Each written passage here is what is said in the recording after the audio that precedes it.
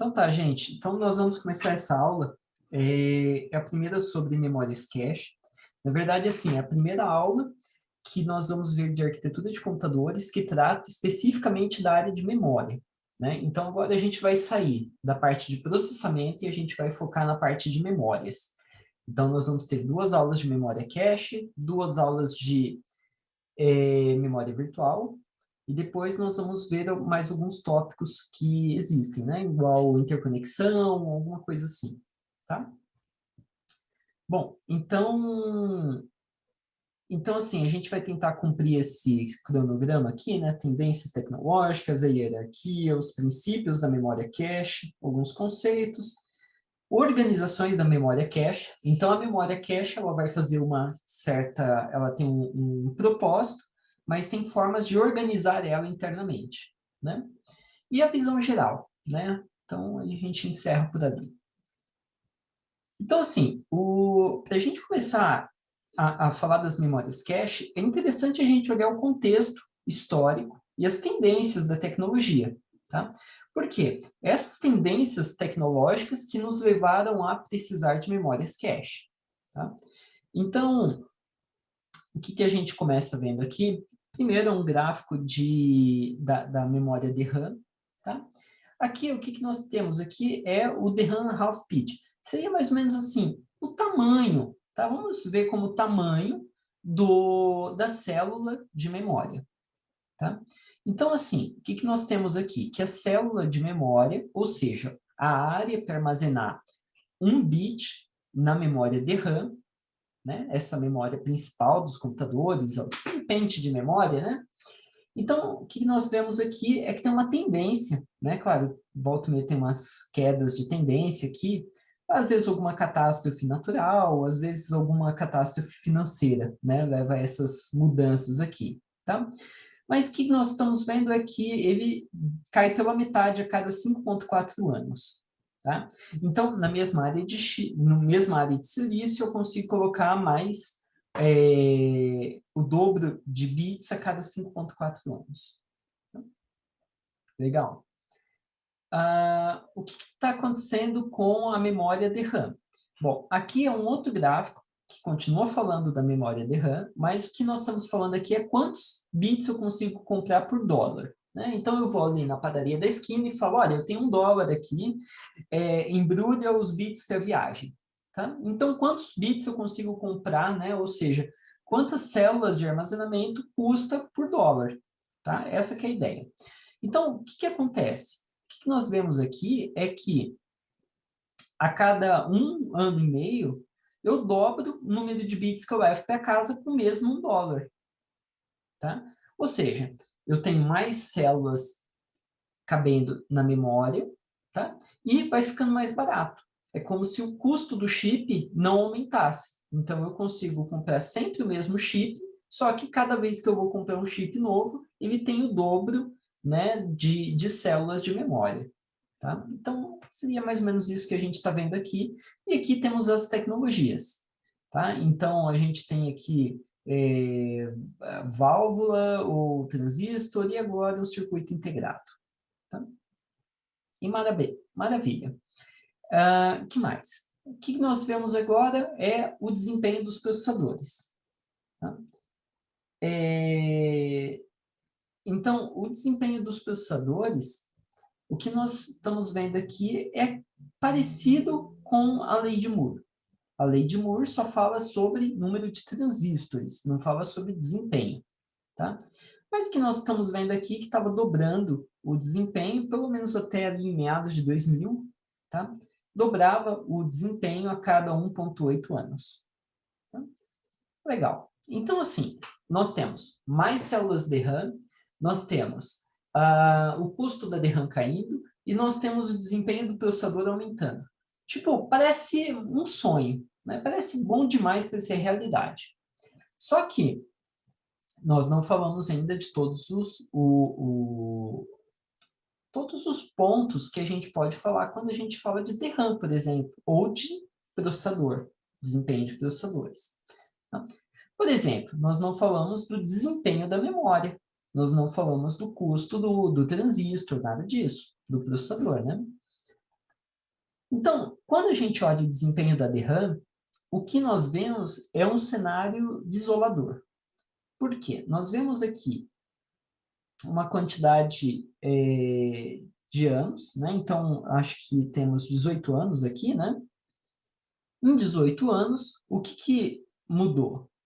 O que mudou foi que a latência da memória ficou 1,3 vezes menor. Tá? Então, é basicamente assim, a melhoria na DRAM. Então, a melhoria na DRAM mostra que 30% melhor, tá? 30% melhor em 18 anos. Tá? Então, assim, a gente, sei lá, não chegou nem a dobrar, né, em 18 anos. Então, olha só que interessante, eu vou voltar ao gráfico. Nesse gráfico aqui, a gente fala que o processador tem um desempenho, ou seja, a latência dele cai pela metade a cada 1,8 anos. E agora, a gente está mostrando que em 18 anos, não caiu nem pela metade a latência da DRAM. Uau! Então, o que nós temos aqui é uma discrepância muito grande. Tá? Claro que na DRAM tem outras coisas que estão mudando. Por exemplo, a capacidade aumenta bem. A largura de banda está aumentando, mas a latência não. Tá? Então, se a gente juntar esses dois gráficos, esses dois últimos, o que a gente vai ter é algo assim, ó.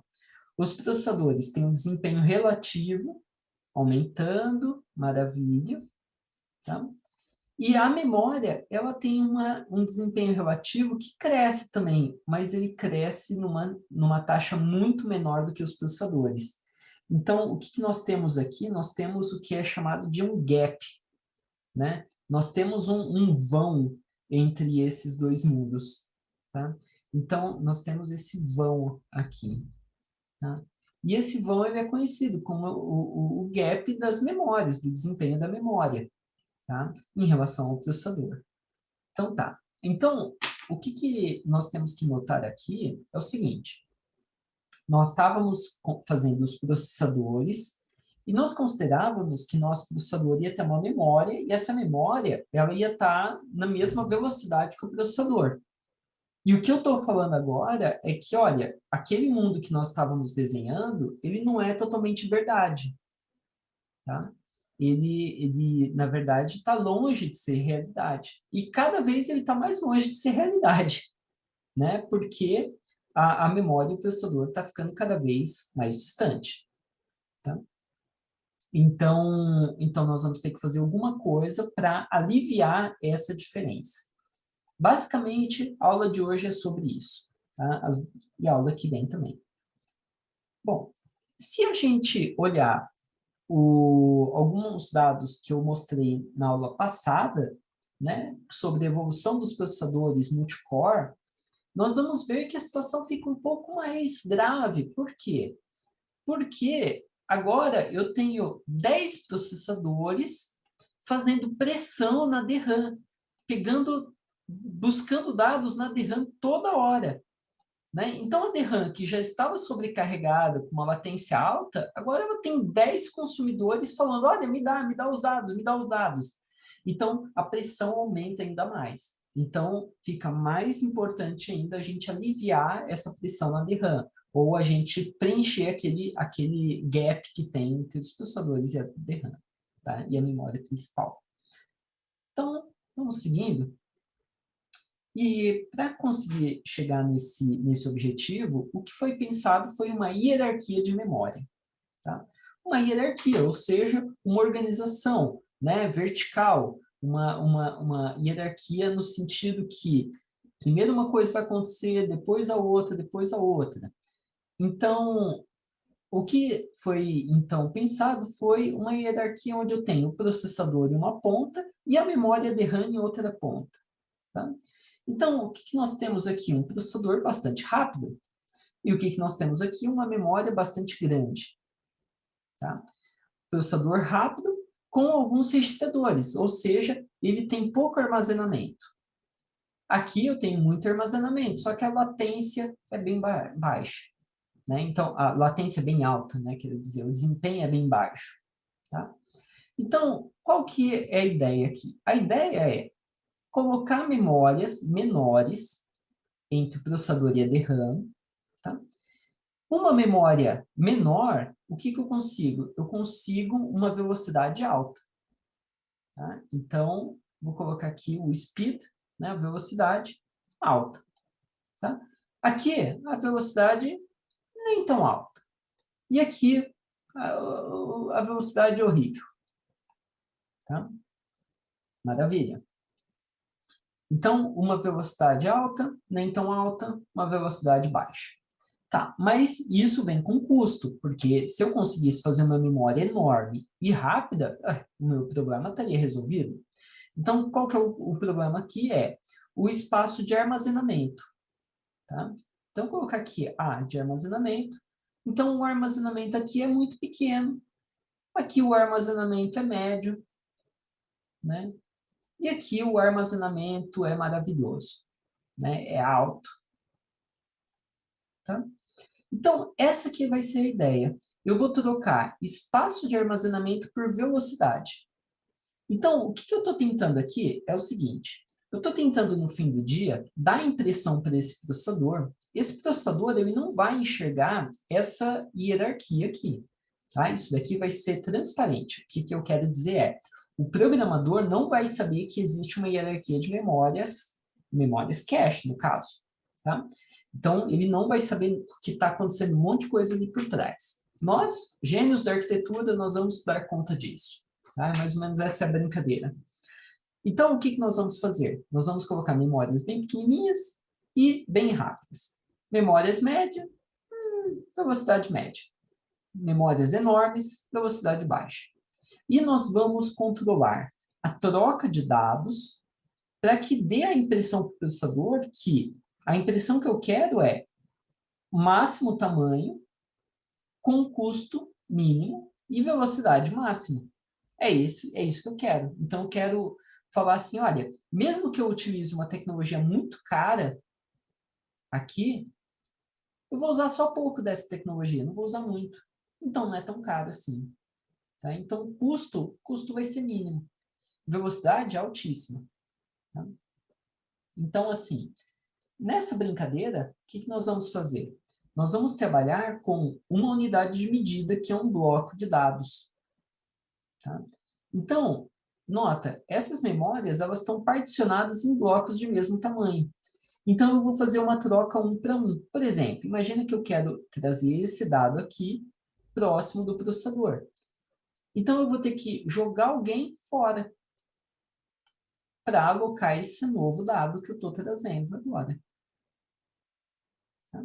Então, eu vou fazendo esse jogo, né, essa brincadeira de trazer blocos mais próximos e jogar blocos que eu não estou usando mais para longe do processador. Então, os dados eles vão marchando em direção ao processador conforme eles vão sendo úteis. Quando eles não são úteis, eles vão marchando para longe do processador. Né? Naturalmente, isso vai acontecer. Tá? E nós vamos ver como que é fazer um sistema para isso. Legal. Então, o que nós temos aqui é, no topo da hierarquia, no topo vai ter o nosso banco de registradores. O nosso banco de registradores ele tem uma máxima velocidade. A velocidade dele é em um ciclo de relógio do processador, ou em meio ciclo de relógio, ele é acessado bem rápido. A memória cache, o primeiro nível de memória cache, ele vai ser construído como SRAMs, tá? Não vai ser mais como flip-flops. E o que vai acontecer? Ele vai ter uma velocidade um pouco menor. Então, ele vai demorar, sei lá, de 1 a 2 ciclos de relógio. O nível 2, ele é maior. Se ele é maior, ele vai ser um pouquinho mais lento. Então, sei lá, entre 6 e 12 ciclos de relógio. A memória principal, um pouquinho mais lenta, né? Sei lá, entre 100 a 600 ciclos. Tá? É bastante lenta. O disco sólido, por exemplo, o flash, né, um SSD, ele vai ter uma latência ainda maior, sei lá, 10 mil ciclos. Tá? O disco rígido, o disco magnético, vai ter uma latência ainda maior, 10 vezes maior, 100 vezes maior. Tá? Então, a ideia toda é que o processador ele vai ficar trabalhando com os dados, o nosso programa vai ficar trabalhando com os dados, e ele não vai ter essa visão aqui que tem um monte de memória no meio tempo.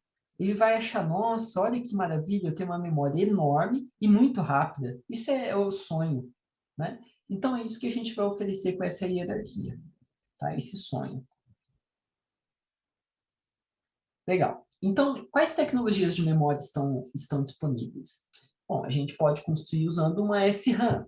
Uma SRAM, ela utiliza basicamente 6 transistores, né? Qual que é a ideia? A ideia é que que a gente usa 2 inversores, né? Então, realimentando. E aqui a gente vai usar um transistor de leitura e um de escrita, né? Então, um inversor, 2 transistores. Outro inversor, mais 2 transistores. 2, 4, 5, 6 transistores. Tá? Então, ele tem uma baixa densidade, ele precisa de vários transistores para implementar uma célula de memória, um bit, para guardar um bit. Tá? Ele consome mais energia, ele é mais caro, então, mas ele é muito rápido. Tá? Então, o acesso aos dados é muito rápido. Maravilha. Depois, nós temos a DRAM. A DRAM, o que ela utiliza? Ela utiliza um transistor. Maravilha. E uma célula de memória, um capacitor. Tá? Então, para cada bit armazenado, um capacitor e um transistor. Então, assim, fazendo uma conta bem longe de verdureiro, vamos supor que o capacitor vai ter uma área equivalente a um transistor. É um pouco mais, mas tudo bem. Então, seria mais ou menos 2 transistores aqui de área. Né? Então, e eu consigo colocar isso de uma forma que fica bastante denso. Tá? Então, eu tenho os capacitores, eu carrego eles, e de tempo em tempo eu venho e recarrego. Mas não é toda hora que ele consome energia, só para recarregar. Então, ele não custa tanta potência, também ele não consome tanta potência, é mais barato e é mais lento. Tá? Porque na hora de fazer a leitura do capacitor, o dado não volta 100%, ele não fica um 0 ou um bem bonitão, né? 0 volts ou 5 volts. Ele vem uma coisa meia boca, 0 volts ou 4 volts. E aí a gente tem que amplificar o sinal, é uma loucura, né? Então essa que é a troca que a gente está fazendo. Tá?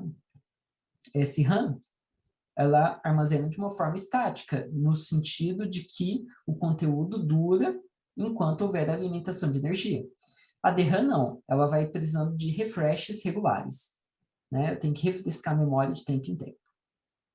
E aí eu tenho uma EEPROM, por exemplo, né? Uma memória de leitura apenas, que ela pode ser apagada eletricamente, e aí eu tenho uma densidade média, uma baixa potência, barata, mas é muito, muito lento para eu acessar. Tá? Bom, além dessas tecnologias, eu posso citar mais duas, né? Um acesso não tão randômico, como um HD, um CD-ROM, né? A ideia é que o tempo de acesso varia de acordo com a posição que eu estou acessando. Tá? Depende do endereço que eu estou acessando, demora mais ou menos. Eu ainda posso ter, na outra ponta, com um preço super bom por bit, né? Então, eu vou com dólar, eu volto com os bolsos cheios de bits, que seria a fita magnética. Tá? Então, fita magnética é bastante utilizada para backup de longo prazo. Né? Então, eu quero fazer o backup do banco, porque eu tenho que guardar os dados por 5 anos, por 10 anos, né? Depende da legislação. Então, eu guardo numa fita magnética. A chance de eu precisar daquele dado é muito baixa, então eu guardo lá e deposito em algum lugar. Se for necessário, eu vou, pego a fita e aí a leitura vai ser uma loucura, ela vai demorar muito, porque eu vou ter que desenrolar a fita até achar onde está o dado, até onde está o endereço. Tá? E pelo fato de ser magnético, também a leitura não é tão rápida. Tá? mas eu consigo um espaço de armazenamento absurdo, né? Por um preço muito bom. Então tá. Então, legal. Esses daqui são as tecnologias que a gente vai estar brincando, né? Nessa hierarquia. Tá? Claro, nós estamos interessados aqui mais na SRAM e na DRAM. Nas demais, a gente não vai conversar muito sobre. Tá? Beleza. Custo. Então, assim, custo, para dar uma ideia, de 0,5 a 2,5 nanossegundos para acessar SRAM, de 50 a 70 nanossegundos para acessar a DRAM. O disco magnético de 5 a 20 milissegundos. Então, já dá para ver aqui que é duas ordens de grandeza. Né? O que mais nós temos? O preço. Com $20, eu compro 1 gigabyte. Com 20 centavos, eu compro 1 gigabyte. Com $2.000, eu compro 1 gigabyte. Então, eu tenho uma diferença aqui de custo. Tá? Então, a memória ideal que a gente está tentando construir, qual que é? Tempo de acesso da SRAM, mais a capacidade de um disco magnético. É isso que a gente quer. Tá? Então, a gente quer sonhar na aula de hoje. Beleza. Então, assim, se nós vamos ter uma hierarquia toda de memória, como a gente disse, né? Então, nós vamos ter alguma coisa do tipo a cache. Então, vou desenhar a cache como um dinheiro, né? Cache. Então, a cache L1, depois a cache L2, e depois eu vou ter a DRAM, e depois eu vou ter o disco. Tá? Vamos pensar nessa hierarquia. E, claro, aqui eu tenho os registradores dentro do meu CPU. Tá? Registradores no CPU. Então, quem que cuida de ficar trazendo dados entre o registrador e a memória? Né? Bom, quem cuida disso é o compilador ou o programador na hora de escrever o código. Então, essa primeira troca aqui, quem cuida é o compilador. Agora, quem que cuida entre cuidar os dados da cache e a memória principal? Ou seja, fazer essa movimentação aqui de dados. Quem que cuida disso? Bom, quem cuida disso é o hardware. Tá? Então, essa mudança aqui, eu não vou chamar um software para decidir o que vai acontecer. Não, não, não. Tudo o hardware vai ter que fazer, porque é muito rápido. Se é rápido, tem que ser em hardware. Tá? E, por fim, a gente vai ter essa movimentação por último aqui. Ó. Quem que faz essa movimentação entre a DRAM e o disco? Bom, o disco a gente já viu que ele é bem lento. Né? Então, essa última movimentação, quem faz é o hardware e o sistema operacional, os dois juntos. Tá? Então, eu tenho uma latência grande no disco. Então, eu tenho tempo de chamar o sistema operacional para me ajudar nessa tarefa. Tá? Por exemplo, o sistema operacional pode me ajudar a escolher qual bloco que eu vou tirar da DRAM e jogar para o disco e qual que eu vou trazer do disco e jogar para a DRAM. Tá? E, claro, o programador também vai conseguir fazer isso através do acesso a arquivos. Tá? Mas quem cuida de toda a burocracia por trás dos panos é o hardware com SO, tá? Que é a parte de memória virtual que a gente vai ver nas próximas aulas. Legal. Então, para essa hierarquia toda de memória funcionar, o que nós vamos fazer é, nós vamos nos basear em princípios de localidade dos dados. Tá? Então, esses princípios de localidade são as regras do universo das memórias. Tá? Então, basicamente assim, são um padrão de acesso que se observa durante os programas. Então, viraram princípios de localidade. Então, basicamente, a hierarquia de memória funciona sob esse princípio. Tá? E os princípios são localidade temporal e localidade espacial. Então, o que acontece? Basicamente assim, imagina que eu estou executando um código, uma instrução após a outra, PC mais 4, PC mais 4, PC mais 4, PC mais 4, PC mais 4, e assim por diante. Tá? O que a gente está vendo aqui é que se eu acessei essa instrução aqui de cima, eu tenho uma grande chance de acessar essa daqui. Sei lá, 99% de chance de acessar essa segunda instrução. Eu diria que 98% dessa, 97% dessa, e assim por diante. Né? Quanto mais longe daquela instrução, menor a probabilidade de eu acessar. Então, imagina que as instruções estão armazenadas na memória. Então, essa memória, ela tem um princípio de localidade. A memória de instruções tem um princípio muito forte, que é a localidade espacial. As coisas próximas espacialmente, ou seja, nos endereços próximos, tendem a ter uma alta chance de ser acessadas.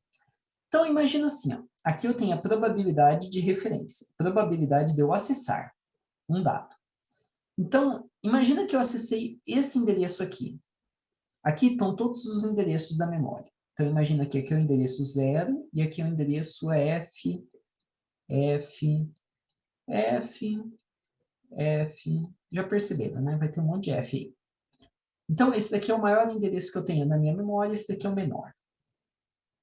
Uma vez que eu acesso um endereço de memória, eu tenho uma chance, uma probabilidade bastante alta de acessar os endereços que estão próximos. Por exemplo, esse, ou esse, ou esse, ou esse, ou esse, ou esse, ou esse, ou esse, ou esse. Então, assim, mesmo os saltos num código, os saltos, eles vão para lugares não muito distantes. Imagina um laço de repetição.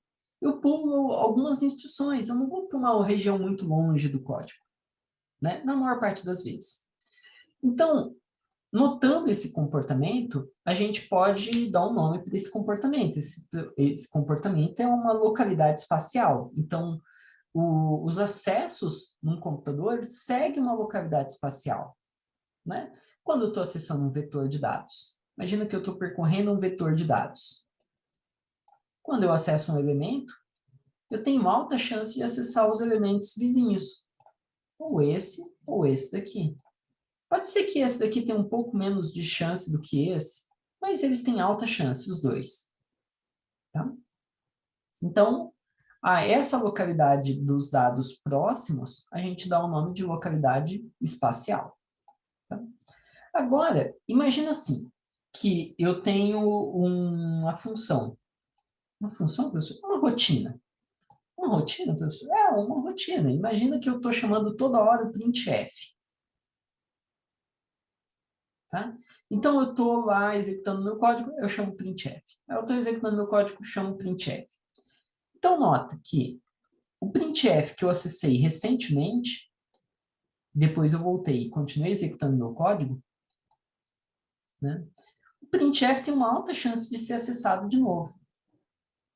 Ah, professor, mas printf, só para printf funciona? Não, não. Imagina duas funções quaisquer, né? Uma função que faz uma parte do cálculo e depois se chama uma outra para fazer uma soma, para fazer alguma coisa assim. Então, são funções distintas, rotinas distintas. E se eu chamei uma rotina, é bem capaz que eu chame ela de novo, de novo, de novo. Ah, professor, mas só serve para instruções, então. Não, não. Serve para tudo, olha só. Imagina que eu estou num laço de repetição, num laço for. E esse laço for, o que eu estou fazendo? Eu estou acessando um vetor de endereços. Tá? Então, acesso aqui, aqui e assim por diante. Quando eu estou acessando o vetor, eu estou com a localidade espacial. Mas eu não estou acessando toda hora a variável i, que está valendo 0, depois está valendo 1, depois o 2, o 3.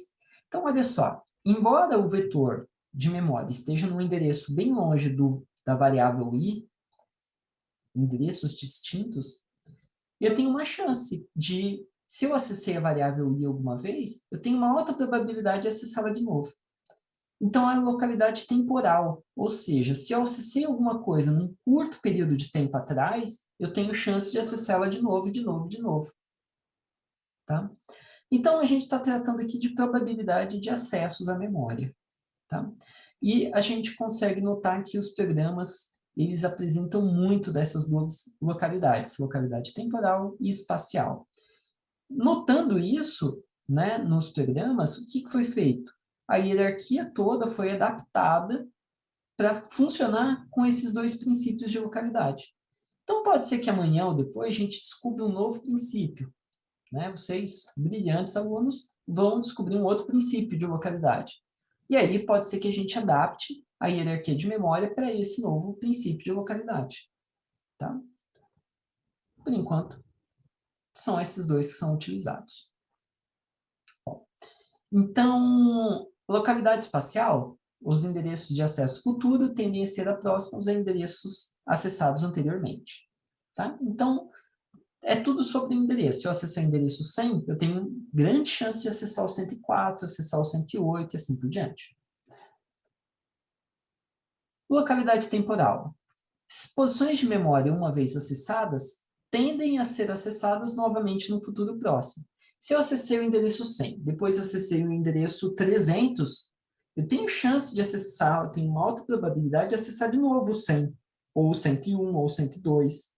Eu tenho uma grande chance de acessar o 300, 301, 302. Tá? Nota, um laço de repetição é isso, né?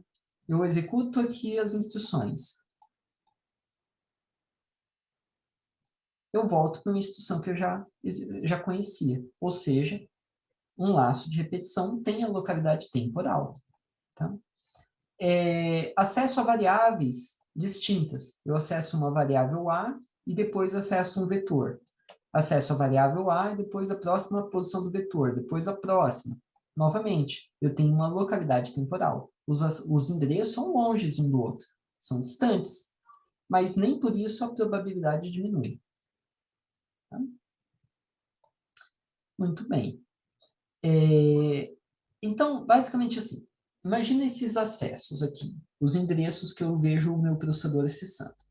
1, 2, 3, 4, 5, 6, 7, 6, 7, 6, 7, 4, 9, 2, 4, 9, 3, 4, 9, 4, 6, 7, 6, 7, assim por diante. Tá?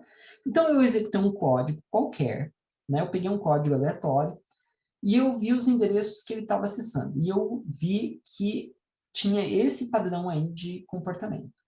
Então, nós podemos observar as duas localidades aqui. Olha só. Primeiro, 1, 2, 3, 4, 5, 6, 7 é a localidade espacial, porque os endereços próximos estão sendo acessados. Tá? Então, aqui eu tenho a localidade espacial bem observada, e aqui também. Depois eu vejo uma repetição, ó, 6, 7, 6, 7. Claro que aqui eu fiz um caso onde os endereços são muito próximos, né? Mas, nota, eu acessei 6, 7, e depois eu volto e acesso de novo o 6 e o 7. Então, como eu tinha acessado anteriormente, eu tinha alta chance de acessar de novo. E, de fato, foi acessado de novo. Tá? Então, nós podemos observar o quê? Uma localidade temporal nesse acesso. Tá? Então, nesse exemplo aqui, a gente consegue observar as duas localidades. Tá?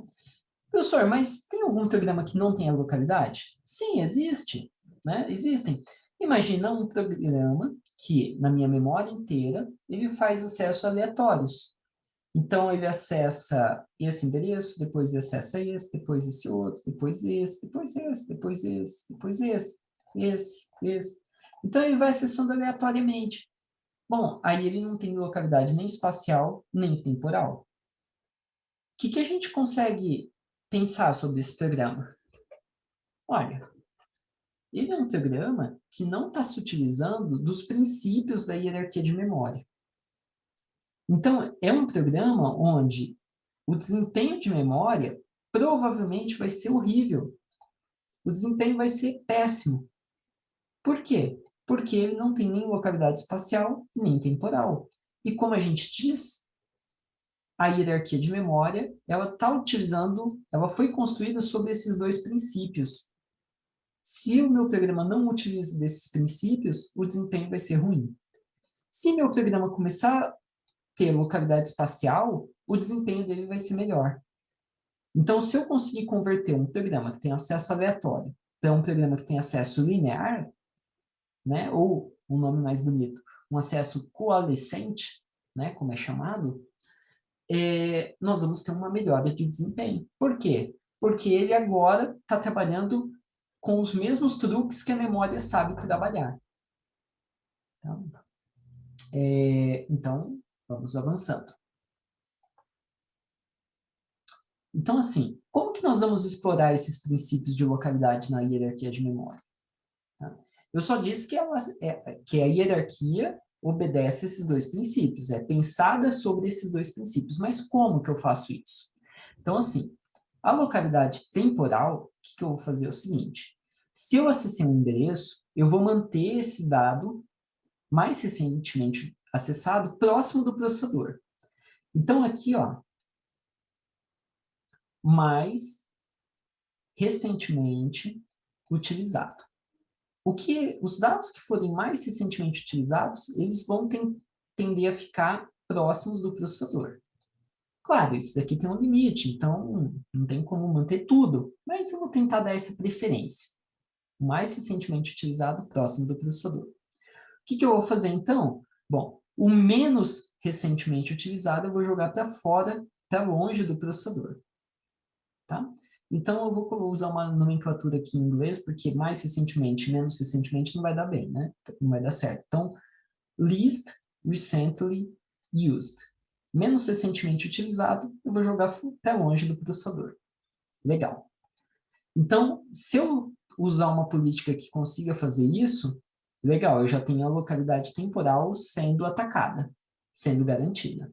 Então, eu acessei o endereço 10 e depois eu acesso o endereço 30, os dois são recentemente utilizados, os dois estão próximos do processador. O processador acessa esse, depois acessa esse, acessa esse, acessa esse.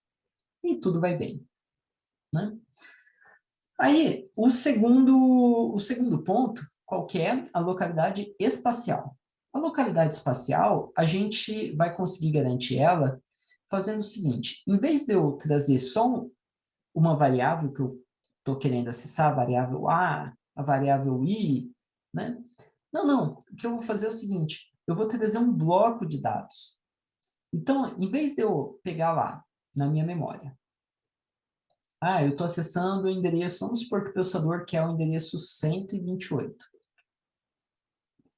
Em vez de eu só trazer o byte 128, eu vou trazer os bytes que estão próximos, um bloco de dados. Então, eu vou trazer isso daqui tudo que é próximo do processador. Eu não vou trazer só um byte, eu vou trazer um bloco, vários bytes. Tá? Ou seja, eu vou trazer um conjunto contíguo de dados, um conjunto coalescente de dados. Tá? E eu vou deixar ele mais próximo do processador. Então, se o processador acessou o endereço 128 e depois quiser acessar o 129, o 129 já vai estar aqui próximo. E ele vai ser mais rápido o acesso. Tá? Então, nota que não é tão difícil de eu garantir essas duas localidades. Né? A gente pode usar mais truques, mas com esses dois truques, essas duas políticas, vai funcionar bem. Tá? Então, vamos seguindo aqui. Legal. Então, vamos dar uma olhada agora nos conceitos, tá, envolvidos. Então, assim, o funcionamento básico da memória é o seguinte. O processador gera o endereço de memória. Né? Então, mas como assim ele gera o endereço? Não. O programador escreveu o código foi compilado. Naquele código compilado tem instruções de load store que buscam e escrevem na memória. Não é isso? Então, o processador calcula qual que é o endereço da memória, com imediato, registrador, não sei o quê, e manda para a memória. Quando ele manda para a memória, na verdade, ele envia para a memória cache, que é o primeiro nível da hierarquia de memória. Então, ele manda para a cache L1. Alguns fabricantes vão chamar de L0, nível 0. Vamos chamar de L1, tá? Legal. Então, essa cache, ela vai ter que verificar se ela tem uma cópia daquele endereço. Tá? Se ela tiver a cópia daquele dado, ela vai retornar um hit, um acerto de dados. Yes, eu tenho. Toma aí, processador. Tá? Então, o acesso veio e os dados voltam. Tá? Então, aqui veio o endereço, address, e aqui foi enviado data, os dados. Tá? Agora, no caso de MIS, o que acontece? No caso de MIS, a L1 vai replicar o pedido para o nível de baixo. O nível de baixo pode ser DRAM ou pode ser, sei lá, uma outra cache. Uma cache L2. Ou ainda pode ser o last level cache. Ou seja, o último nível de cache. Por quê? A brincadeira aqui pode ter vários níveis. Tá? Então, eu não estou interessado em saber quantos. Vamos chamar de último nível. Então, o último nível manda para DRAM, se ele não tiver. Então, basicamente, cada nível de memória, ela se comporta fazendo uma mímica do outro. Essa daqui recebe o endereço. Se tiver o dado, retorna. Se ela não tiver, então aqui foi o caso do hit. No caso do MIS, ela pergunta para L2. Se a L2 tiver, ela devolve os dados e os dados são devolvidos.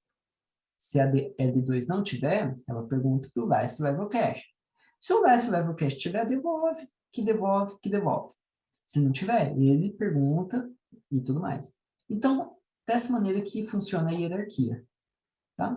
Então, lembra, é muito parecido, sei lá, com um comércio, né? Uma venda. Então, eu vou ali na vendinha da esquina, como se eu fizesse uma encomenda, né? Olha, eu gostaria de comprar sabão em pó. Ah, puxa, eu não tenho sabão em pó.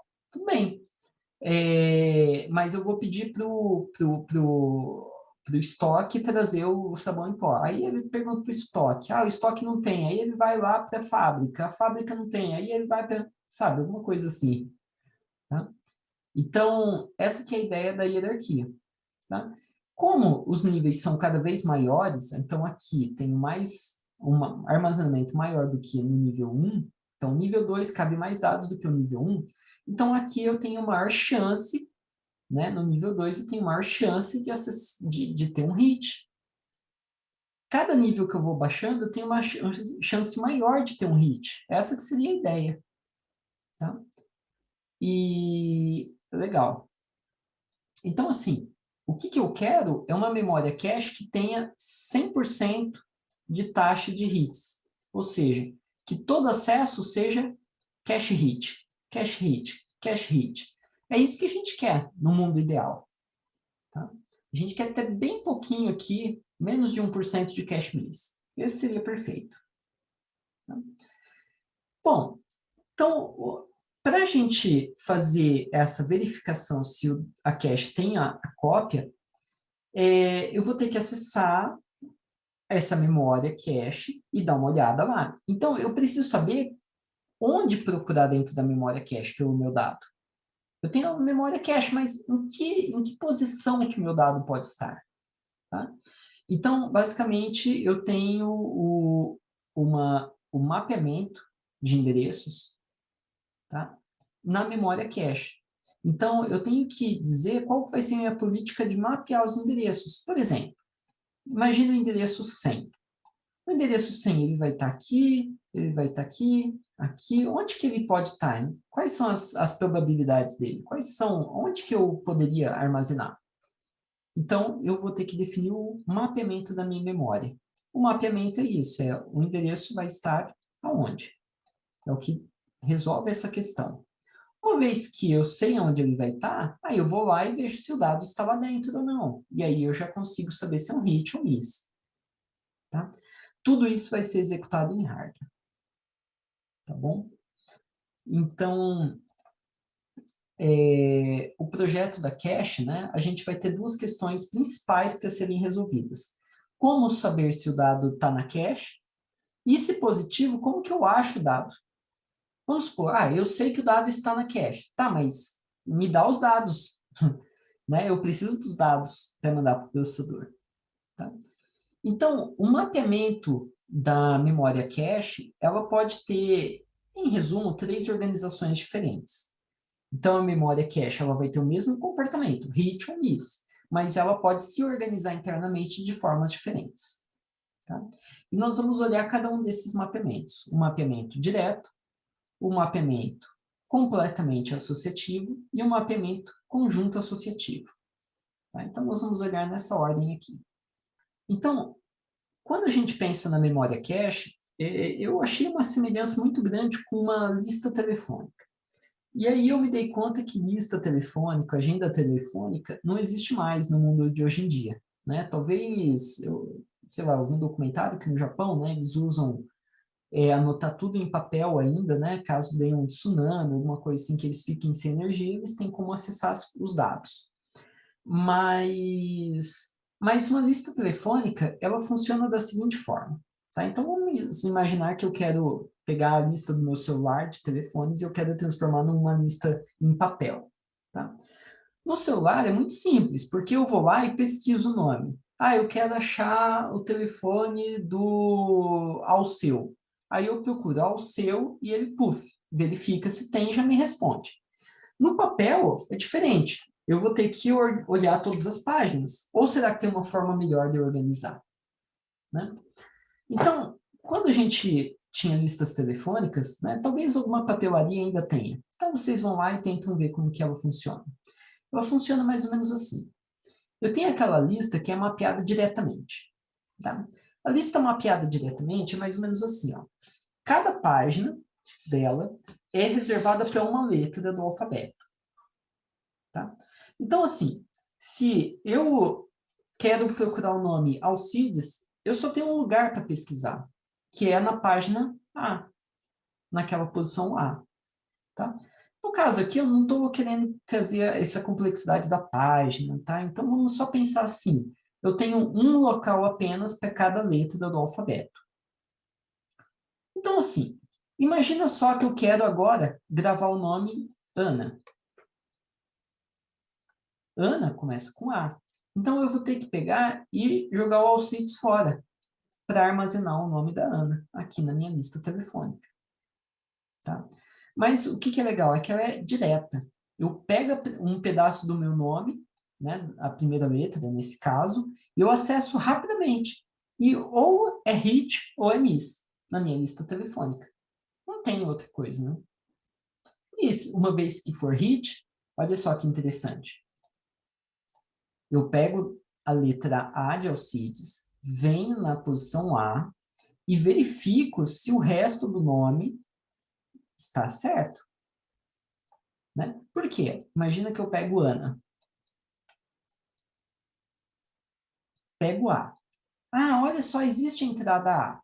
Tá, existe o A, mas não é porque existe a letra A que o que está armazenado lá é o telefone da Ana. Pode ser do Alcides, pode ser da Aline, pode ser de outra pessoa. Então, eu tenho que fazer essa verificação, para ver se os outros dados batem. Uma vez que bater os outros dados, eu posso consumir os dados. Eu posso ligar para essa pessoa que eu estou ligando para a pessoa certa. Tá? Então, mapeado diretamente. Tá? Mapeamento direto. Professor, que outra forma pode ser organizada? Ah, eu posso organizar assim, ó. Eu posso falar assim, olha, cada posição, ou seja, cada página da minha lista telefônica, ela pode armazenar nomes começando de A até a letra Z. E aí vocês vão falar, meu Deus, mas vai ser complicadíssimo isso. Vai ser complicado, por quê? Eu vou ter que verificar se o Alcides está aqui, se o Alcides está aqui, ou aqui, ou aqui, ou aqui, ou aqui. Eu vou ter que verificar na minha lista toda para ver onde está o Alcides. Esse é um problema. Agora, olha só, eu tenho também um ponto positivo. Por quê? Se eu quiser gravar agora o telefone do Alcides e da Ana, eu acho uma posição livre e gravo o telefone da Ana.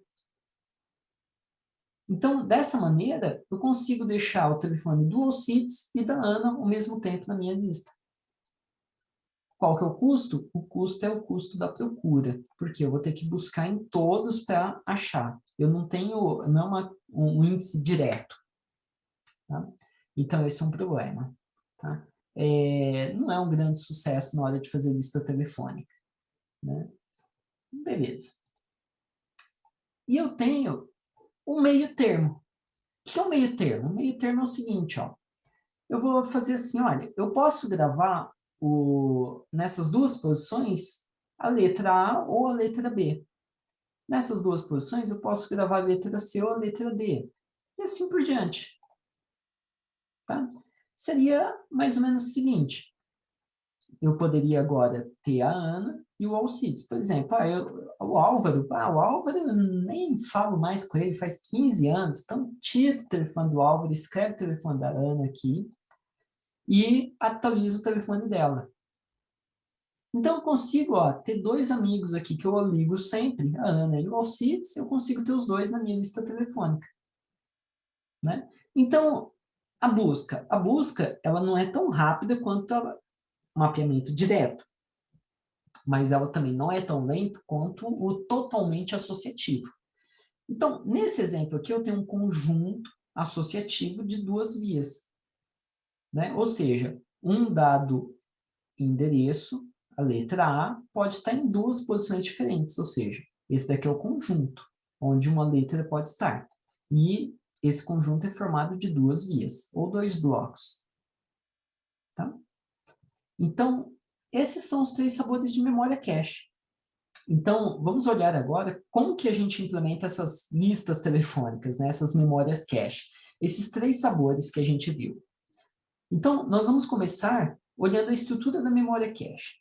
A estrutura da memória cache, ela vai haver em todos esses sabores. Então, essa é a parte que não vai mudar. Tá? Então, a memória cache é composta pelos os dados, tá? Ou seja, seria um bloco de dados ou uma linha de cache. É um sinônimo, tá? Eu posso chamar ou bloco ou linha de cache. Bloco de cache, linha de cache, é tudo a mesma coisa, tá? São sinônimos. Alguns autores preferem um, outros preferem outro. Eu prefiro linha de cache. Legal. Maravilha. Então, aqui vai estar os bytes contíguos que eu trouxe para a minha memória cache. Então, o endereço 128, 129, 120, né? 130, 131 e assim por diante. Tá? Legal. O que mais que eu tenho na memória cache? Na memória cache, eu tenho o campo tag. Tá? O tag, ou seja, a etiqueta do dado. A etiqueta do dado seria mais ou menos assim, ó. Imagina que essa entrada corresponde a A, de Alcides. Aqui é onde eu vou escrever o resto do nome. Alcides. Ou, sei lá, se eu vou escrever a Ana, ali no tag é onde vai estar o resto do nome. Tá? Então, o tag, ele é útil para quê? Para eu ter certeza que eu estou acessando o endereço certo. Tá? Então, lembra, eu não vou estar trabalhando com nomes, eu vou estar trabalhando com endereços. Então, basicamente, parte do meu endereço, então, o que eu tenho aqui? Um endereço de 32 bits, bit 0 até o bit 31. Então, parte do meu endereço, eu vou pegar como se fosse o A de Ana. Então, eu vou pegar ele e vou acessar a minha memória cache. Agora, eu preciso saber se o restante dos bits do meu endereço batem, né? Se é realmente aquele endereço. Então, o restante dos bits vão estar aqui na tag. Essa que é a ideia. Tá? Então, a analogia da Ana, parte do endereço Ana, né? Parte do decodificador Ana, eu vou estar aqui no índice. E eu vou usar para indexar. E parte eu vou usar para olhar na tag para ver se bate realmente o nome. Ana e o sobrenome, alguma coisa assim. Tá? Bom, e o último campo é o campo de validade, né? Porque assim, se eu ligo o meu sistema, minha cache, eu tenho que ter uma forma de falar que, olha, embora possa ter nos meus dados aqui algumas besteiras. Então, imagina, eu escrevo zero aqui no tag. Ah, então quando eu escrever zero é porque o dado está inválido. Não, não tem como, né? Porque eu tenho o endereço 000 também. E aí, como que eu sei se é o endereço zero que está gravado ou se é um endereço inválido? Então, tem o bit de validade para falar se está válido ou está inválido. Tá? Então, essa que é a ideia. Então, esses são os três partes básicas de uma memória cache. Então, a memória cache tem um índice, tá? O índice é como eu vou indexar ele, ou seja, vou acessar, vou escolher através do índice onde eu vou acessar. Uma vez que eu acesso, eu vou olhar o tag. Se o tag bater com o meu endereço, eu pego os dados e mando para o processador. Vai ser mais ou menos isso. Aí, claro, e tem que estar válido. Né? Se não tiver válido, eu ignoro aquilo. Vai ser um hit, vai ser um miss. Tá? Vai ser uma falta de dados. Legal. Então, vamos dar uma olhadinha agora no mapeamento direto. Então, o mapeamento direto é aquele primeiro exemplo lá da lista telefônica. Então, a ideia toda é o seguinte, olha só.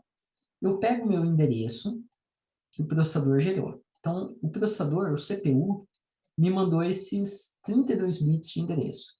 Então, aqui está o bit 0 do endereço e aqui está o bit 31 do endereço. Tá?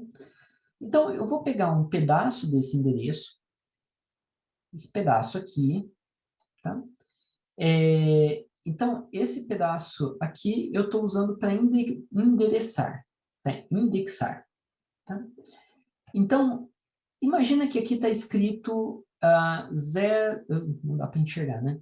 0, 1, 1, 0, 1, né? Eu vou traduzir, eu vou pegar a entrada referente a esse número, então aqui é 1 mais 4 mais 8. Então, é o número 13, né? Então, eu vou acessar a entrada número 13. Tá? Se aqui tivesse escrito número 128, eu ia acessar a entrada 128. E assim por diante. Tá? Então, vamos supor que nesse caso aqui eu estou acessando a entrada 13. Está aqui a 13. Tá? Maravilha. Então, eu acesso, aí eu vejo se o bit de validade está setado. Está aqui, ó, o bit de validade saindo.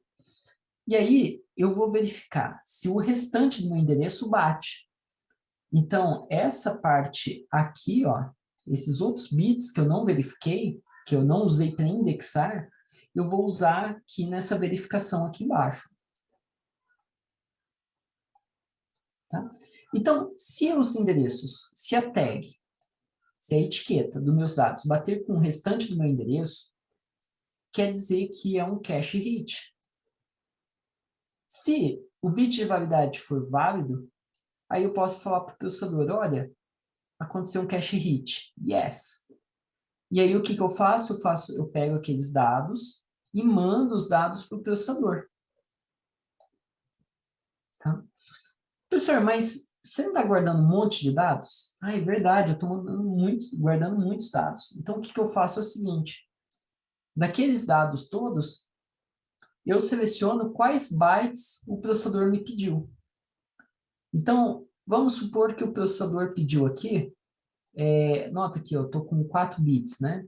Então, 4 bits eu consigo endereçar até 32 bytes, não é isso? Consigo contar de 0 até 31 com 4 bits. Então, vamos supor que o processador está falando, olha, eu quero o byte 16. Então, eu pego o byte 16 e mando para o processador. Então, essa parte aqui, eu uso para controlar um MUX, né? Basicamente, o MUX vai fazer esse trabalho para a gente, para selecionar qual byte eu quero enviar para o processador. Tá? Ou qual conjunto de bytes, né? Pode ser que ele exija 4 bytes, pode ser que ele exija mais do que um byte, né? Então, essa que vai ser a ideia da nossa memória cache com mapeamento direto. Então, nota que foi muito simples. Peguei um conjunto de bits, usei eles para endereçar a minha memória, né? Vocês já brincaram com a memória, vocês sabem como funciona o endereçamento. Então, eu peguei 10 bits e enderecei a memória. O restante dos 32 bits, né? O restante, eu vou usar entre tag e entre o byte offset. Então, mais ou menos isso. Quando eu começo a dividir esses campos aqui, então eu tenho o campo de index, eu tenho o campo de tag, né? E eu tenho o campo de offset. Então, como que eu sei qual o tamanho de cada um desses campos? Ah, muito fácil. Eu vejo quantos bytes eu tenho aqui, se a minha memória for endereçada por byte. Vamos supor que eu tenho apenas 16 bytes. Para eu endereçar 16 bytes, eu preciso de quantos bits? Ah, eu preciso de 3 bits. Então, eu teria do bit 0 até o bit 2. 0, 1 e 2. Para offset. Ou seja, para ele me dizer qual dos bloquinhos realmente o processador quer. Os outros bits eu vou usar para endereçar. O index. Quantos bits de index? Bom, depende de qual o tamanho da minha cache. Quantos bits eu preciso para contar de 0 até 1023? Ah, eu preciso de 10 bits. Então tá, eu ia usar o bit 3 até o bit 12. Esses 10 bits eu uso para endereçar. E o restante, o bit 13 até o 31. Aí eu uso aqui para comparar com a tag. Então, quantos bits tem que ter na tag? Nesse exemplo aqui, na tag eu tenho que ter 31, 21, 11, vai dar 20, 20, né? 19, acho que é 19. 19 bits eu teria que armazenar aqui na tag. 19 aqui, 19 aqui, 19 aqui, 19 aqui. Mas por que eu preciso dessa tag? Vamos refrescar a memória. Vamos dar esse último, né, refrescar mais uma vez a memória. Por que eu preciso da tag? Imagina que eu tenho o endereço, então, 01101.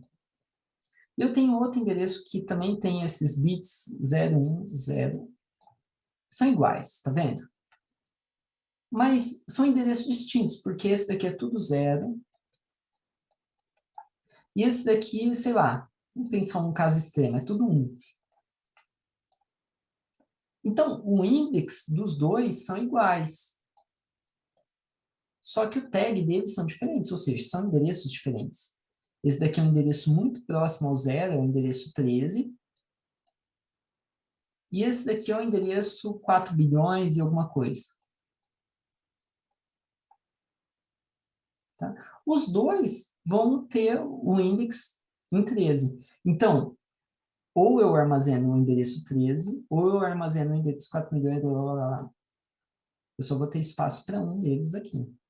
Lembra, é o caso da Ana e do Alcides. Os dois têm uma parte do nome igual. Então, eu vou ter que escolher qual dos dois eu armazeno. Então, avançando, eu queria que vocês pensassem um pouquinho qual que é o tamanho de armazenamento dessa memória cache que está ilustrada aqui. Então, nota que eu tenho dicas. Com essas dicas eu consigo chegar a qual tamanho. Mas qual que é o tamanho, de fato? Então, basicamente, a gente pega qual o tamanho dos dados, quantos bytes eu gravo em cada bloco de dados, ou cada linha de cache, e quantas linhas eu tenho. Né? Tenho 1024 linhas, beleza. Então, é 1K linha. Quantos blocos de dados eu tenho? Eu olho aqui o offset. O offset consegue endereçar de 0 até o 15, ou seja, eu tenho 16 bytes diferentes. Então, 16 bytes armazenados aqui, vezes 1024 linhas, 16 KB de armazenamento. Tá? Quantos bits realmente precisa armazenar? Bom, ele precisa armazenar 16 KB, mais os bits de tag, mais o bit de validade. Então, quantos bits de validade? 1024 bits de validade. Quantos bits de tag? Eu tenho que ver aqui, ó, 20, né? 20 vezes 1024. Então, também é um espaço que eu tenho que armazenar. Mas quando a gente trata da memória cache, a gente ignora esses detalhes. A gente fala do armazenamento de dados. Tá? Então, é bem comum, assim, eu quero ver o meu processador, quanto de memória. O dado que vai estar disponível para a gente é esse daqui, é quanto de armazenamento útil, tá? Sem considerar o armazenamento de controle. Tá? O armazenamento de controle, cada fabricante pode ter um controle diferente. Tá? Beleza. Então, vamos avançando. Então, aqui vocês já devem ter percebido, né, que vai ter uma alta taxa de conflito de dados. Ou seja, eu quero um dado, mas já está ocupada aquela posição, eu vou ter que jogar ele fora e colocar um outro dado ali dentro, outro endereço. Então, os endereços ficam dando conflito, porque eu tenho espaços limitados.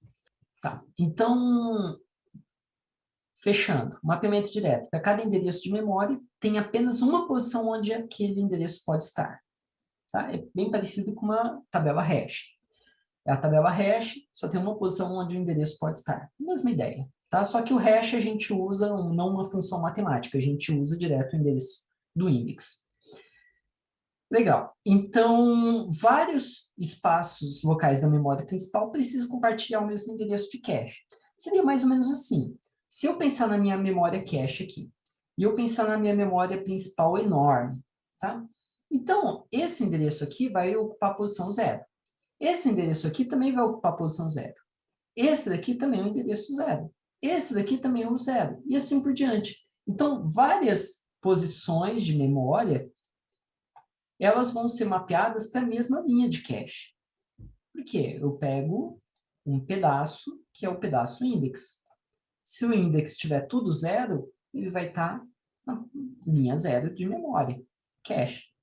Então, se eu quiser acessar essa linha e essa, muitas vezes, elas vão ficar brigando por essa posição de memória cache. E não tem muito o que fazer aqui nesse caso. Tá? Legal. O que mais? O endereço a gente viu, então, que ele é dividido em duas partes, o índice e o tag. Muito bem. Então, o índice eu acesso e obtenho o tag e obtenho os dados. Aí eu verifico se o tag bate com o endereço procurado. Se bater, teve um hit, devolvo os dados. Tá? Muito bem. Então, basicamente, é isso daqui, né? Esses daqui são os diversos endereços que são mapeados para a mesma posição. Tá? Então, tem uma regularidade. Após tantas linhas, eu tenho outro que bate. Tantas linhas, outro que bate. E assim por diante. Basicamente assim, a cada 16 kilobytes, eu acho um outro endereço que vai cair na mesma linha de cache. Cada 16 kilobytes. Por que 16 kilobytes? Porque a minha cache armazena 16 kilobytes. Tá? Então, essa aqui é a ideia. Maravilha. Ah, professor, não estou nada feliz com esse mapeamento. Então, vamos olhar outros mapeamentos. Vamos olhar antes o exemplo, então, de funcionamento. Ter certeza que vocês pegaram, né? Então, imagina que eu tenho essa minha memória cache super pequenininha, tá? A minha memória cache só tem 4 linhas de cache, tá? E eu tenho essa sequência de dados que eu vou acessar, tá bom? Então, imagina que no início a cache está vazia. Vamos ver o que vai acontecer. No primeiro acesso, vamos supor que eu estou acessando o endereço 0, e vamos supor que todos os bits de validade estão nulos, ou seja, não tem nada na minha cache que é útil. Então, o que eu vou ter que fazer? Eu vou ter o meu primeiro cache miss. Eu vou pegar o endereço 0. O endereço 0 é formado por 0, 0, 0, 0. Então, eu vou pegar os bits de endereçamento, acesso aqui, vejo se o tag bate, e o tag não bate, porque não tem nada lá. E aí eu vou ter que alocar, então, no índice 0, os dados do bloco 0. Então, eu vou fazer isso e maravilha. Tá? Então, eu tive meu primeiro cache miss. Agora, chega o acesso ao endereço 1. O endereço 1, o que vai acontecer? O endereço 1, vamos supor que é um outro cache miss. Tá? Então, aqui eu estou trabalhando em níveis de linhas de cache distintas. Tá? Então, eu acessei a linha 0, agora eu estou acessando a linha 1. Maravilha. E eu vou acessar a 2 e a 3, e vocês já vão saber que a brincadeira não vai dar certo. Né? Então, eu tenho aqui 0, 0, 0, 0, depois 0, 0, 0, 1, 1, 0 e 1, 1. Então, miss e miss. A vida não está nada fácil para essa memória cache. Legal. Agora, eu vou acessar o endereço 4. Se eu acessar o endereço 4, o que vai acontecer? Bom, o endereço 4, como que ele é? 0, 1, 0, 0. Então, eu estou pegando esses 2 bits aqui para endereçar. Então, ele vai endereçar essa posição aqui. Quer dizer, deixa eu apagar isso, para não confundir vocês. Ela está acessando a cache mais atualizada, que é essa cache aqui. Né? Então, essas caches não existem mais. Foi avançando ao longo do tempo.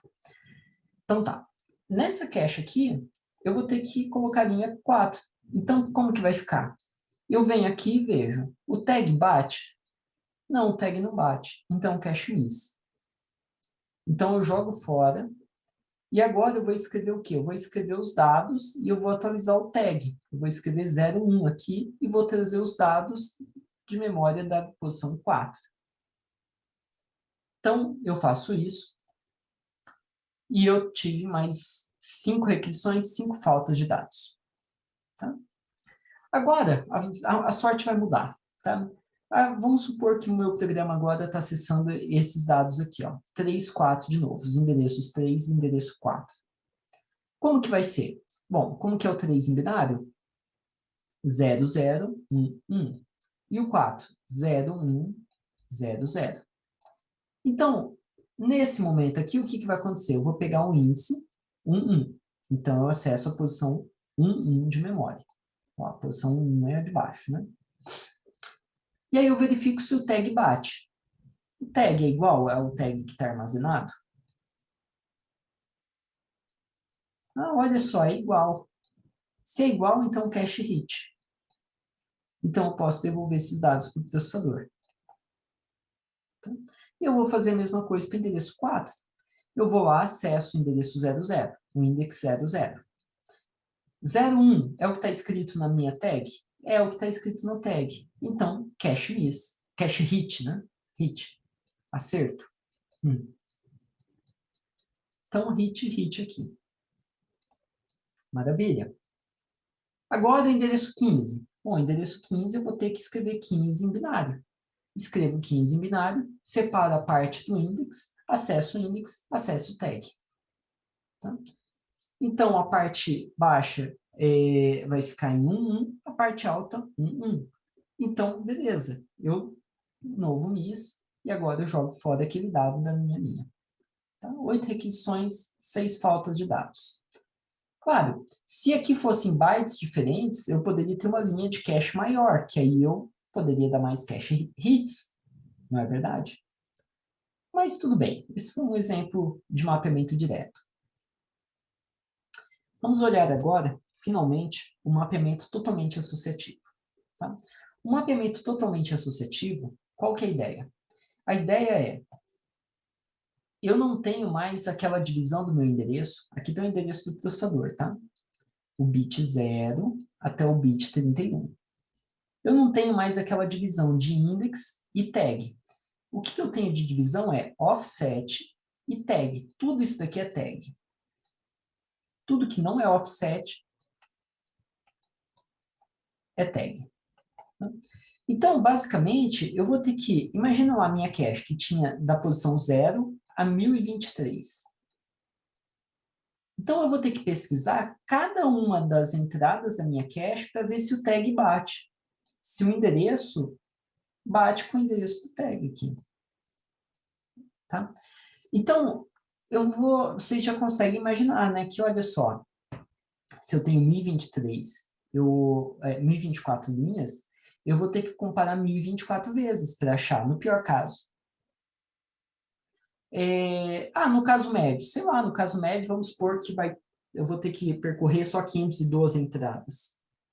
Imagina que demora um ciclo para cada comparação. Eu vou ter que fazer 512 comparações, na média, para achar o meu dado. Né? E depois de 1024 comparações é que eu vou ter certeza que é um MIS. Até então eu não tenho certeza que é um MIS. Então é bem complicado esse completamente associativo. Ah, professor, mas você pode colocar um comparador para cada linha de cache. Ah, é verdade, eu coloco 1024 comparadores e aí eu faço em tempo 1, né? Em uma latência eu consigo fazer. É verdade, dá para fazer essa troca. Então, nota que nesse caso aqui, no completamente associativo, eu vou ter menos conflitos quando dois endereços ficam brigando para a mesma posição, porque agora eu tenho 1024 posições para que eu colocar o meu endereço, a meu bel prazer. O problema é a complexidade. Eu vou ter que ou precisar de muitos ciclos para pesquisar, ou eu vou precisar de muitos comparadores. Tá? Então, eu vou usar uma área maior. Tá? Então, é uma troca. Eu tenho baixa taxa de misses, mas eu tenho um tempo maior, uma complexidade maior. Um dos dois. Então, é uma troca, né? Essa cache, ela vai ter uma taxa de acertos muito maior, mas ela custa mais. Ela usa uma área maior também. Joia. Então, basicamente, eu vou ter alguma coisa assim, né? Eu vou verificar o tag, verifico o tag, se deu hit, aí eu vejo qual palavra ou qual byte eu quero enviar para o processador, né? Nesse exemplo aqui, eu tenho uma cache organizada em blocos com 4 palavras de 4 bytes. Tá? Então, uma cache que tem 4, 8, 12, 16 bytes. Tá? Então, basicamente, é isso aí, né? É uma troca que eu vou ter que fazer. Né? Legal. Então, a vantagem, máxima flexibilidade no posicionamento de qualquer dado. É legal, é uma vantagem boa. Desvantagem, o custo de comparação. Né? Ou eu faço uma comparação simultânea, ou senão eu vou ter que fazer uma comparação linear, que vai demorar bastante. E além disso, eu tenho uma dificuldade de escolher uma linha para jogar fora, quando eu quiser substituir. Pensa só, eu tenho 1024 candidatos a serem removidos da cache. Qual candidato eu removo? Então fica mais difícil eu tomar uma decisão acertada. Sei lá, eu vou jogar uma moeda para cima e escolho um aleatoriamente, né? Então, o algoritmo de substituição, para ele ser um algoritmo bom, ele vai ser mais complexo. Lembrando que ele é em hardware também. Tá? Essa decisão de quem vai ser jogado fora tem que ser feita em hardware. Então, antes eu só tinha uma decisão para tomar. Se esse dado, se esse endereço vai ser instalado na cache, somente essa linha tem que ser jogada fora. Mas agora eu posso jogar fora qualquer uma dessas. E aí fica mais difícil. Tá? Tudo bem. Quando que eu utilizo esse cara aqui? O completamente associativo, ele é utilizado em arquitetura? Quando tenho memórias pequenas. Então, eu faço memórias totalmente associativas quando elas são pequenininhas. Tá? Quando elas são maiores, aí eu vou ter que usar alguma outra forma de organizar. Tá? E que forma que faltou a gente ver? Bom, faltou a gente ver aquela que é balanceada entre as duas, o direto e o totalmente associativo, tá? Que é o mapeamento por conjunto associativo. Na lista telefônica, era quando eu tinha o A e o B juntos, né? Então, eu tenho uma escolha ali. Então, basicamente seria isso. Eu pego um índice, e o índice ele vai me dizer em qual conjunto que eu vou pesquisar. Então, eu tenho um conjunto de linhas, um conjunto associativo, ou seja, uma associação de linhas para aquele índice. Tá? Então, eu tenho 1, 2, 3, 4 linhas. Ou seja, eu chamo de 4 vias no meu conjunto associativo. Tá? Então, tem uma associação com 4 linhas de cache. Tá? O que eu faço? Eu acesso esse conjunto e eu vou verificando se está aqui meu dado? Ou será que meu dado está aqui? Ou será que está aqui? Ou será que está aqui? Então, dentro de um conjunto, o que eu tenho é algo muito parecido com o completamente associativo, onde eu posso escolher qualquer uma dessas linhas aqui. Então, para um dado conjunto, que é dado pelo índice, eu posso instalar minha linha aqui, ou aqui, ou aqui, ou aqui. Eu posso escolher na hora de instalar um dado novo, onde que eu vou colocar ele. Então, eu vou ter que decidir quem que eu vou jogar fora. Mas a minha escolha é só entre 4 candidatos. Então, agora, eu tenho, por exemplo, lembra que na memória principal, de tempo em tempo, eu vou tendo acessos que colidem, endereços que colidem, né? Então, agora eu posso colocar 4 endereços que colidem juntos. Antes eu não poderia, no totalmente associativo, no mapeamento direto eu não poderia. Agora um pode ficar aqui, o outro pode ficar aqui, o outro aqui e o outro aqui. Os dois têm o mesmo tag, mas os 4 têm o mesmo índice, né? O index é mesmo, só que o tag muda, o endereço muda. Tá? Então, esse é o mais equilibrado, né? Por quê? Eu vou ter conflito? Vou, mas não tenho tanto, porque agora eu tenho uma margem de escolha. E, por outro lado, eu não preciso de 1024 comparadores. Com 4 comparadores, eu faço o serviço bem feito. Né? Então, eu posso manter um conjunto associativo de 2 vias, de 4, de 8 vias, de 20 vias. Tá? Então, comum ter nos processadores, né? Esses conjuntos associativos. Bom, vamos olhar um pouquinho mais em detalhe. Então, aqui é o conjunto associativo, né? Aqui é um desenho um pouquinho mais próximo da realidade, vamos dizer assim, tá? Então, eu pego o índice, e o índice eu acesso os dados, e eu acesso o tag. Então, é chamado de tag store, né? Armazém de tags e armazém de dados. Tá? Store de armazém, tá? Então, eu tenho um armazém de dados e um armazém de tag. Eu acesso ele através do índice. Acesso todas as vias do meu conjunto associativo. Tá? Então, esse é o conjunto. Eu estou acessando a primeira via, está aqui, e a segunda via, está aqui. Tá? Então, eu comparo os tags com o tag que eu estou tentando achar. Comparo ao mesmo tempo. Se o bit de validade estiver setado e a comparação for verdadeira, o que vai sair aqui? Vai sair 1.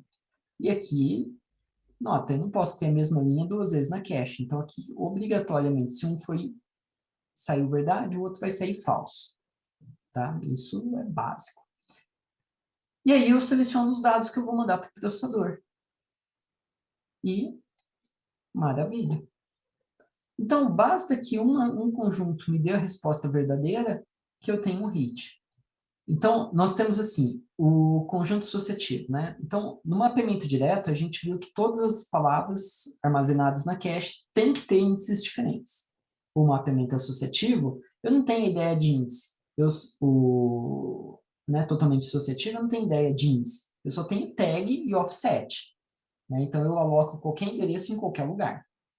O conjunto associativo é uma união desses dois. Eu tenho um índice, eu tenho menos índices. Mas para cada índice eu tenho um conjunto de blocos que podem estar lá presentes. Né? Eu tenho, então, para cada conjunto, eu vou ter um índice, para cada índice eu tenho um conjunto de linhas, um conjunto de tags diferentes. Tá? Então, o conjunto associativo ele tem um equilíbrio muito bom. Tá? E esse número de vias que a gente falou, né, o número de vias no conjunto, ou o número de blocos no conjunto, é o que a gente chama de associatividade. Tá? Então, quando a gente olha a descrição de uma memória cache, é bem comum que está assim, ó, é uma memória cache 4 ways set associative. Então, associatividade é conjunto associativo de 4 vias. Ou ela tem uma cache de associatividade igual a 4. A gente pode dizer assim, mais informalmente. Tá? Mas formalmente a gente vai falar que é um conjunto associativo de 4 vias. Legal?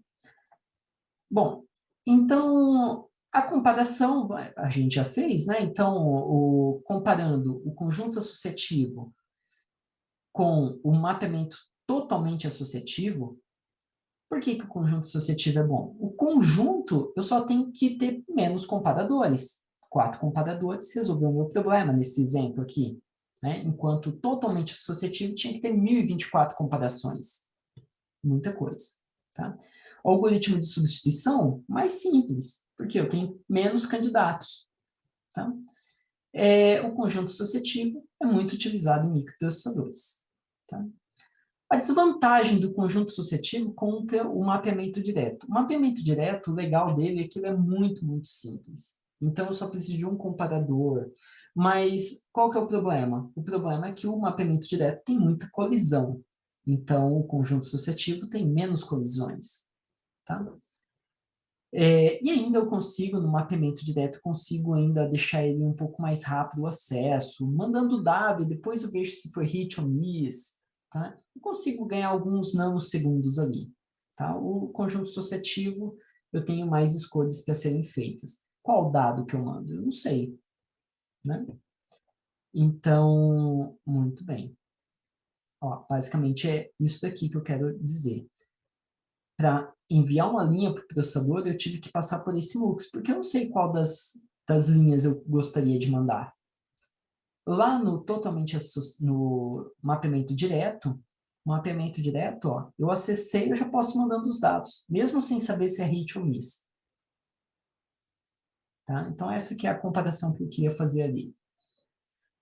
Tudo bem, então vamos chegando ao final, vamos concluir, tá? Visão geral. Então, uma visão geral seria mais ou menos isso.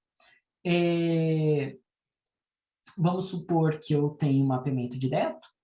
Se é um mapeamento direto, eu pego o endereço, obtenho um índice, e o índice vai me dar uma posição apenas para pesquisar. Eu verifico se o tag bate com o tag que está armazenado e o dado está ali. No conjunto associativo, eu vou ter um conjunto de linhas que eu vou ter que verificar para o mesmo índice. Tem que verificar essa linha e essa linha, fazer os dois comparadores. Né? E aí, então, eu tenho meu hit.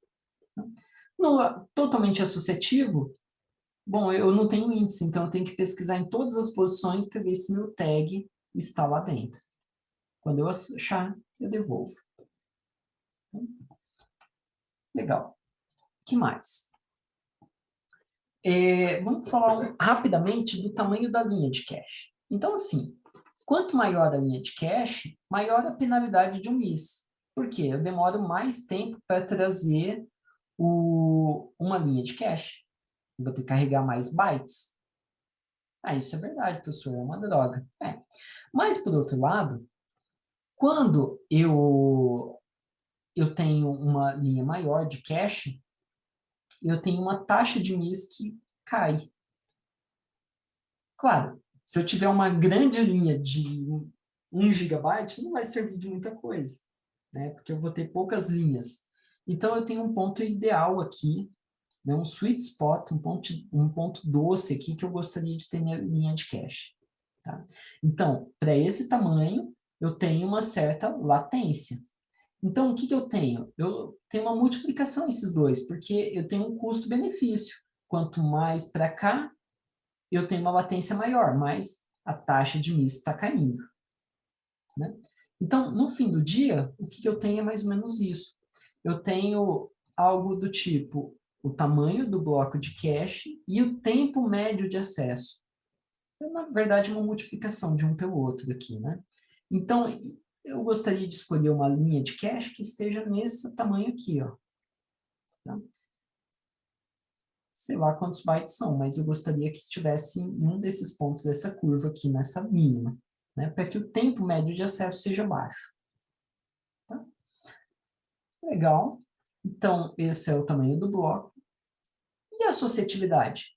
A associatividade tem esse gráfico aqui, ó. Vamos pegar esse gráfico, vamos pegar esse caso de...